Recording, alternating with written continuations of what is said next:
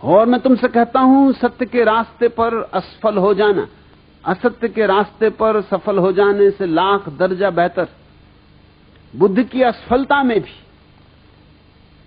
राम और कृष्ण की सफलता से कहीं ज्यादा मूल्य। बुद्ध एक ही तो बगावती पुरुष है। भारत के जीवन में अगर कहीं कोई नमक है तो वो बुद्ध के कारण, थोड़ा कुछ स्वाद है तो बुद्ध के कारण, नहीं तो भारत बिल्कुल बेस्वाद होता। क्यों बुद्ध को नहीं सुना जा सका? कई कारण हैं। पहला कारण तो भारत के पंडित हैं, पुरोहित हैं। उनका जाल पुराना है, कोई 10,000 साल पुराना है। और बुद्ध जैसा व्यक्ति जब भी कहीं पैदा होगा तो पंडित और पुरोहित उसके विपरीत खड़े हो जाएंगे, क्योंकि उसकी चोट उनके पूरे धंधे को ही तोड़ने लगती। उसकी चोट में उनकी मूर्तियां गिरने लगती, उनके मंदिर भूमिसात होने लगते, उसकी चोट में उनके शास्त्र उखड़ने लगते, उसकी चोट में लोग जागने लगते और देखने लगते कि पंडित तो केवल दुकानदार है, व्यवसायी, शोषक। उसकी मौजूदगी में साफ दिखाई पड़ने लगता है कि पंडित तो केवल बासी बातें दोहरा रहा है, तोते की तरह दोहरा रहा है। क्योंकि बुद्ध की मौजूदगी में तुलना हो सकती। पंडित बुद्ध जैसे व्यक्ति को क्षमा नहीं कर सकते, असंभव है। उनके न्यस्त स्वार्थ इसके विपरीत है। और दुनिया में पंडितों और पुरोहितों का इतना बड़ा जाल और इतना लंबा जाल और कहीं नहीं।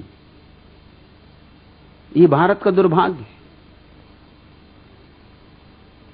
कि यहां सारा जाल इतना प्राचीन हो चुका है कि उसे तोड़ना मुश्किल होता है। वो हमारे रग रेशे में समा गया है। कोई वेद के खिलाफ कुछ कहे, बस न तुमने वेद देखा है, न तुमने वेद पढ़ा है, न वेद से तुम्हें कुछ लेना देना, लेकिन कोई वेद के खिलाफ कुछ कहे, बस झगड़ा खड़ा हुआ। तुम सुनने को राजी नहीं। भारत में आज भी लोग कहे चले जाते हैं कि वेद ईश्वरीय है, ईश्वर ने रचा है। बड़ी हैरानी की बात मालूम पड़ती। पढ़े लिखे लोग, सुशिक्षित लोग, विश्वविद्यालयों में पढ़ाने वाले लोग भी यही मूर्खतापूर्ण बात कहते हैं कि वेद ईश्वर ने रचा है। और जरा वेद को कहीं से भी तो उलट कर देख लो तो तुम्हें साफ हो जाएगा कि ये बातें ईश्वर ने कैसी रची होंगी। हर वेद की ऋचाओं का जो अध्याय है उसके पहले ही ऋषि का नाम दिया हुआ है कि किस ऋषि के ये सूत्र हैं। और उन सूत्रों से जाहिर होता है कि वो मनुष्यों के रचे हुए। कोई ब्राह्मण कह रहा है कि इस साल हे इंद्र देवता मेरे खेत में अच्छी तरह वर्षा करना, मैं खूब दान दक्षिणा दूंगा, यज्ञ करूंगा, तुम्हें खूब सोमरस पिलाऊंगा। अब जरा सोचो, क्या ये भगवान लिखेगा? भगवान का खेत और मेरे खेत में वर्षा ठीक से कर देना, ये तो किसी आदमी की ही बात हो सकती है। ये तो इतनी साफ है कि किसी बच्चे को भी समझाने की जरूरत नहीं। और मामला यहीं खत्म नहीं होता। मेरे खेत में ज्यादा वर्षा करना और पड़ोसी के खेत में वर्षा हो ही ना तो चढ़ोतरी खूब चढ़ाऊंगा। ये तो और भी बात बिगड़ गई। ये तो मानवीय भी ना रही, अमानवीय हो गई। और मेरी गऊओं के थन में दूध बढ़ जाए और पड़ोसी की गऊओं के थन का दूध बिल्कुल सूख ही जाए, ये ईश्वर कहेगा? ईश्वर का कौन पड़ोसी? सब गऊएं उसकी, सबे भूमि गोपाल की, सारी भूमि उसकी। कौन सी मेरी और कौन सी तेरी? वहां भी मेरा तेरा चल रहा है। तो बुद्ध ने यही कहा कि वेद कोई ईश्वरी शास्त्र नहीं है, कोई शास्त्र ईश्वरी नहीं, सब शास्त्र आदमियों ने रचे। और आदमियों में कई तरह के आदमी, कुछ तो आरिफों ने रचे हैं जिन्होंने जाना शायद वहां कुछ सत्य की दूर की ध्वनि सुनाई भी पड़ जाए, मगर ये गऊओं के थनों में दूध बढ़ जाए इसकी प्रार्थना करने वाले लोग आरिफ नहीं हो सकते। ये मेरे खेत में ज्यादा वर्षा हो जाए और पड़ोसी के खेत में ज्यादा वर्षा ना हो, ये आरिफ नहीं हो सकते। बुल्ले शाह ऐसी प्रार्थना नहीं कर सकता, कबीर ऐसी प्रार्थना नहीं कर सकते, बुद्ध ऐसी प्रार्थना नहीं कर सकते। बुद्ध ने तो अपने शिष्यों को कहा कि तुम जब ध्यान करो और ध्यान में जब तुम आनंदित हो उठो, तो ध्यान की पूर्णाहुति हमेशा इस बात से करना कि मेरे ध्यान से जो भी आनंद मुझे मिला है समस्त प्राणियों में बढ़ जाए, समस्त प्राणियों में बेशर्त बढ़ जाए, मेरा ही न रह जाए। क्योंकि जो मेरा रहेगा तो मर जाएगा और जो सब में बढ़ गया तो बच जाएगा। बांटने से बढ़ता है, रोकने से घटता है। एक आदमी ने बुद्ध से जाके कहा था कि आप कहते हैं तो करूंगा, इतनी भर आज्ञा चाहता हूं कि मेरा जो पड़ोसी बहुत दुष्ट, उसको छोड़ के मैं कह सकता हूं कि सबको मिल जाए। मुझे जो आनंद मिल रहा है ध्यान से, पड़ोसी को छोड़ के सारे जगत को मिल जाए, पशुओं को, पक्षियों को, पौधों को, पहाड़ों को, जिसको कहो, मगर ये मुझसे ना हो सकेगा कि इस दुष्ट को मिल जाए। इसको भर छोड़ने की आज्ञा दे दें। बुद्ध ने कहा उसके छोड़ने में ही सब गड़बड़ हो जाएगी, क्योंकि मैं वही मन तो बदलना चाहता हूं जो दोस्ती और दुश्मनी की भाषा में सोचता है, जो अपने और पराये की भाषा में सोचता है, जो मैं और तू के भेद में सोचता है। उस पड़ोसी को तो पहले मिले फिर और सबको मिले, ऐसा तू ध्यान करना। ध्यान जब आए और आनंद जगे तो कहना पहले मेरे पड़ोसी को मिल जाए और फिर सबको। पड़ोसी को पहले मिलनी चाहिए, पड़ोसी है, तेरे से आनंद की धारा बहेगी तो पहले तो उसी को छुएगी, फिर औरों को छुएगी, फिर दूर चांद तारों को छुएगी। और तू कहता पड़ोसी को ही ना मिले, तो फिर धारा बहेगी ही कैसे? यहीं अड़चन आ जाएगी, यहीं पत्थर पड़ जाएगा। वेद ने जो कुछ कहा है वो आदमी की कामनाएं हैं, आदमी की वासनाएं। बुद्ध ने कहा कि वेद मनुष्य कृत है, और वो भी बहुत साधारण मनुष्यों द्वारा निर्मित है, जिनकी कोई महत्वपूर्ण बातें भी नहीं। कहीं कभार भूल चूक से कोई वेद में सूत्र मिल जाता है जो प्रशंसा के योग्य है, 1%, इससे ज्यादा नहीं। 99% तो कूड़ा कचरा है।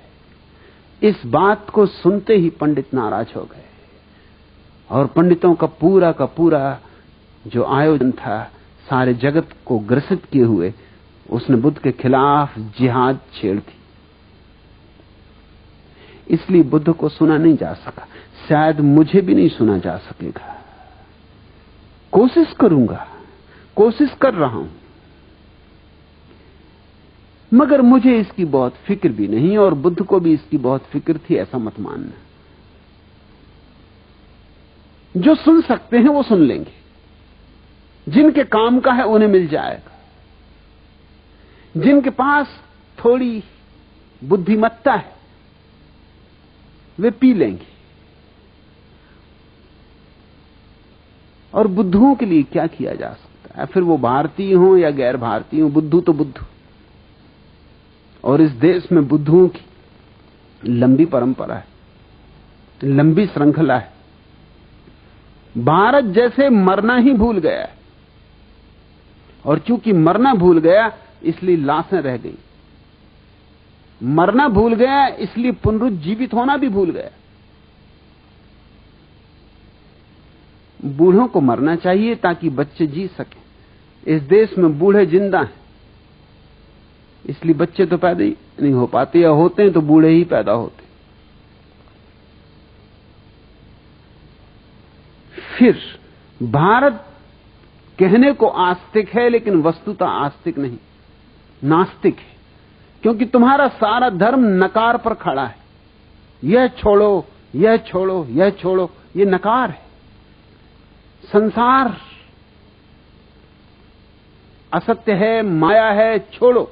घर गृहस्थी माया है, छोड़ो, भागो।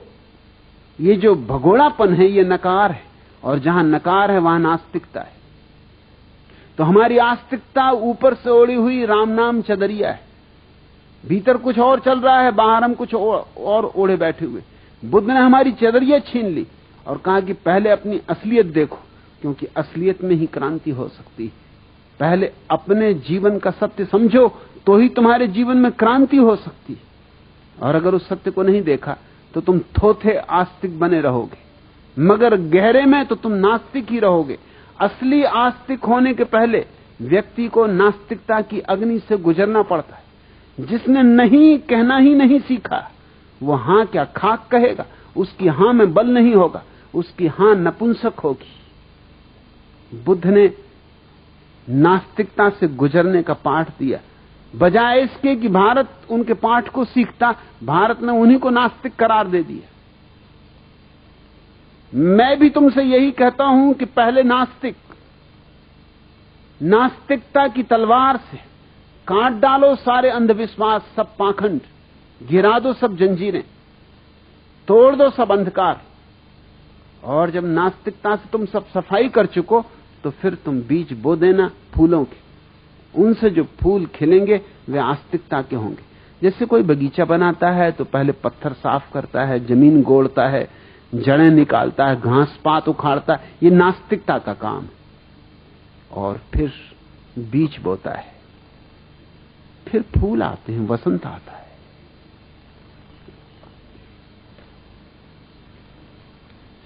क्या उसका गिला कीजिए, क्या उसका गिला कीजिए, उसे प्यार ही कब था, वो अहद फरामोश वफादार ही कब था। उसने तो सदा पूजे हैं उड़ते हुए जुगनू, वो चांद सितारों का परस्तार ही कब था। हम डूब गए जागती रातों के भंवर में, हाथ उसका हमारे लिए पतवार ही कब था। आमों की हंसी ऋतु के सिवा भी तो वो कूके, लेकिन किसी कोयल का ये किरदार ही कब था। आवाज जो मैं दूं तो किसी और को छू ले, इस आंख मिचौली से वो बेजार ही कब था। मशहूर जमाना है कतील उनकी उड़ाने, वो दाम मोहब्बत में गिरफ्तार ही कब था। तुम ठीक कहते हो, क्या मेरी बात भी परदेश के लोग ही समझ पाएंगे? देश परदेश का मैं तो कुछ फासला नहीं करता, जिसकी प्यास होगी वो समझ पाएगा। आमों की हंसी ऋतु के सिवा भी तो वो कूके, लेकिन किसी कोयल का ये किरदार ही कब था। आवाज जो मैं दूं तो किसी और को छू ले, मैं तो आवाज दे रहा हूं, जिसको छू सकती उसी को छूएगी। आवाज जो मैं दूं तो किसी और को छू ले, इस आंख मिचौली से वो बेजार ही कब था। ये भारत तो जमाने हो गए, तब से अंधविश्वासों में जी रहा है। इसने सत्य की खोज तो कब से बंद कर दी। पुकार तो मैं दूंगा, आवाज तो मैं दूंगा, दे रहा हूं, लेकिन उनको ही सुनाई पड़ेगी जो सुनने को राजी। इतना ही करो कि दरवाजा खुला रखो, कम से कम तुम तो सुनो जगन्नाथ महतो, औरों की फिक्र छोड़ो, क्योंकि तुम्हारे और दूसरे प्रश्न भी हैं, उनसे जाहिर होता है कि तुमको भी सुनाई नहीं पड़ रहा।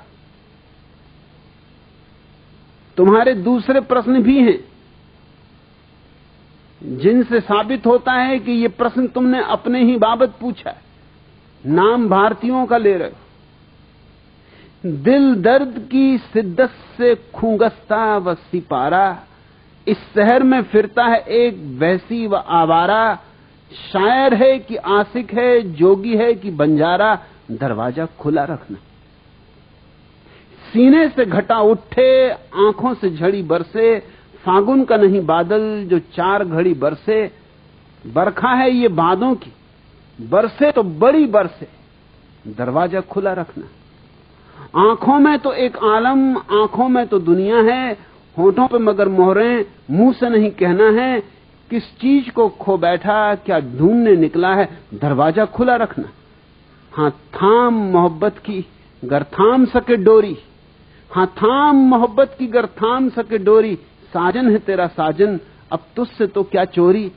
ये जिसकी मुनादी है बस्ती में तेरी गोरी, दरवाजा खुला रखना, शिकवों को उठा रखना, आंखों को बिछा रखना, एक दिया दरीचे की चौखट पे जला रखना, मायूस न फिर जाए, हाँ पासे वफा रखना, दरवाजा खुला रखना, दरवाजा खुला रखना।